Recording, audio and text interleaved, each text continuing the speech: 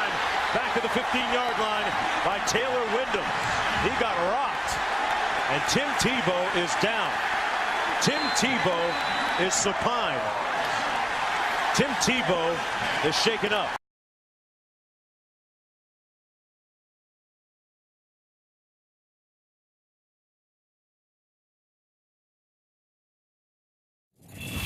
Every year, over 100,000 concussions occur in all levels of football. And 60% of these are from head-to-head collisions. In an impact lasting just 15 milliseconds, a player's head, on average, experiences almost 100 Gs of force. And collisions on special teams can result in forces of up to 190 Gs. In the NFL, the average speed of a head-to-head impact, the velocity of both heads combined, is 20 miles per hour, with the struck player's head decelerating 14 miles per hour. According to studies done by Sports Science's chief medical advisor, Dr. Basil Aish, this 15 millisecond impact is equivalent to getting smashed in the head with a sledgehammer. In the last 10 years, the average number of days a concussed player is out has more than doubled, and even improved helmet technology is only able to reduce an 80 G impact to 40 Gs, still several times when an F-16 pilot experiences, and more than enough to cause a concussion or neck fracture.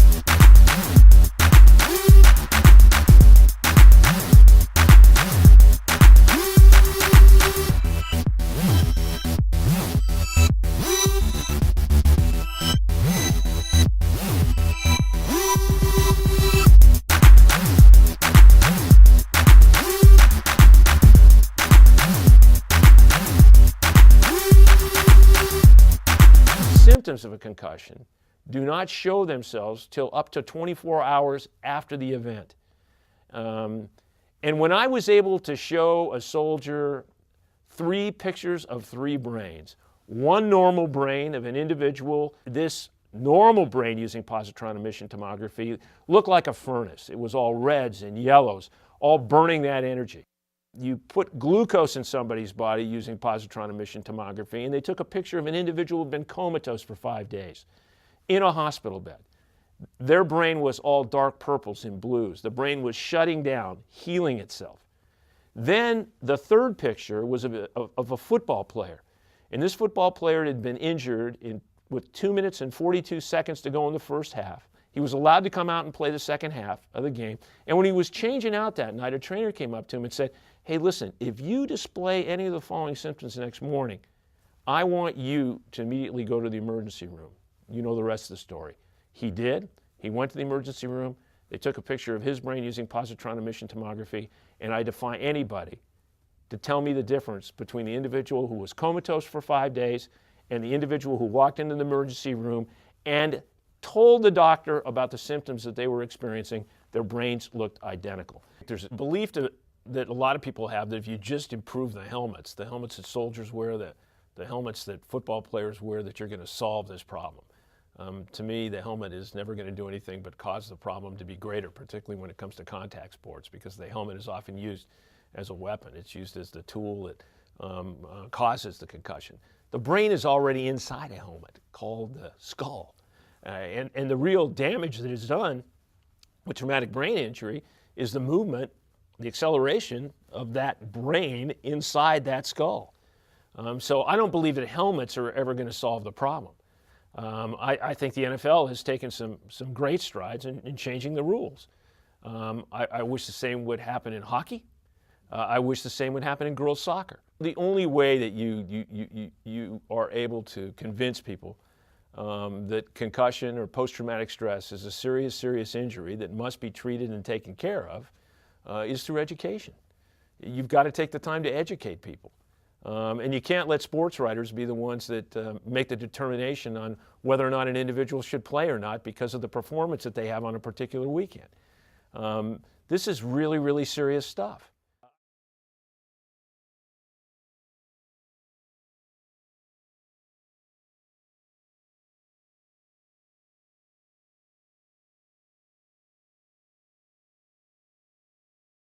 You mentioned the health of players, long-term health. I know that was such a critical part of the labor negotiation that happened. As we look forward, do you think that players who are playing now have a chance to leave the game even healthier than someone like you who has played over the last dozen years in the NFL? Well, you know what is very important that that was the one that we talked about during this whole lockout because, you know, so many incidents happen when guys get injured during the season, they get injured during their careers, they're no longer playing, and then all of a sudden injuries begin to reoccur. You go through arthritis, you go through concussions that you may have had years ago. Now all of a sudden symptoms are kicking back in.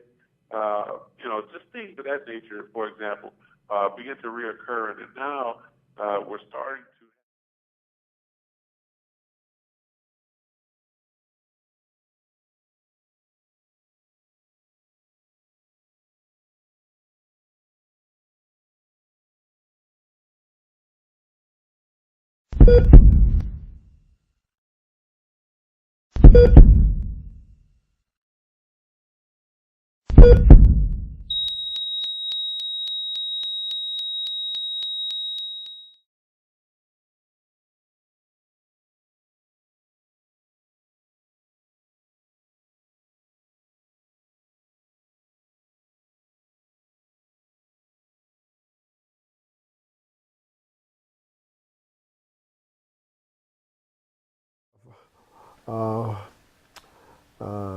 I guess what I want to say. This is Tony Dorsett losing his words. Think about it. What I want to say. It happens more frequently these days. This, he says, is how he got here, evading tacklers and scoring touchdowns in the National Football League, but not without a price, and not without some serious injuries, including to his brain. It's kind of hard for me to figure out how it works, but you can see my front lobes. One of them is not getting as much oxygen as the other. Now he's one of more than 300 former players suing the NFL. They say the league owes them. It's like, they use you up. No matter what the circumstances are, it's all about winning games, football games, regardless, and they don't care because they figure, we got replacement factories, which are colleges. And so they just put you out there and, feed you to the wolves. And if you make it through, fine. If you don't, that's fine, Dorsett was a star in Dallas in the 1970s and 80s. At the new Cowboys Stadium, along Legends Drive, you'll find his image, though no hints of the concussions, cracked wrist, or a particularly painful broken back. We go in, and I'm in so much pain, and I'm just squealing. I'm squealing almost like a pig. It's like, every time I get hit, it was just the most excruciating pain you could ever imagine. So we'd be out on the practice field, and there would be times where if I move a certain way, it would catch, and it would I would have to stop in my footsteps, dead in my tracks, and tears would just start streaming down my face uncontrollably, because it was just the most excruciating pain I ever experienced. And the only thing our coaches and trainers would do, they would just like this. They would point, and they were pointing to the training room as like, go to the training room, get some treatment, come on back out here. So, and that's what I did. This one here will show you.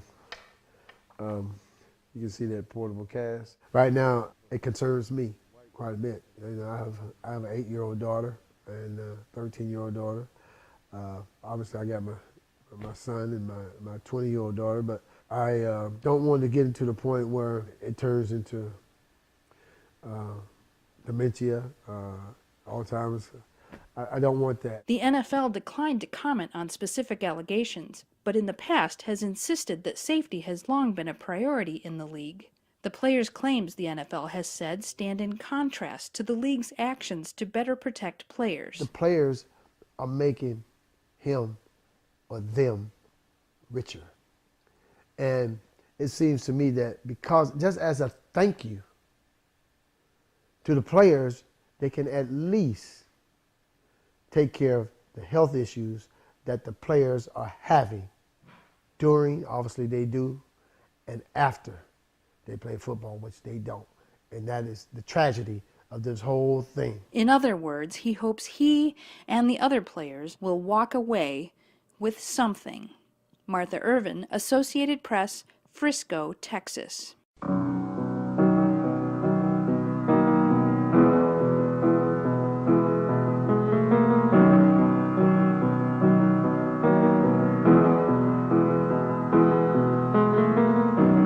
Imagine there's no heaven.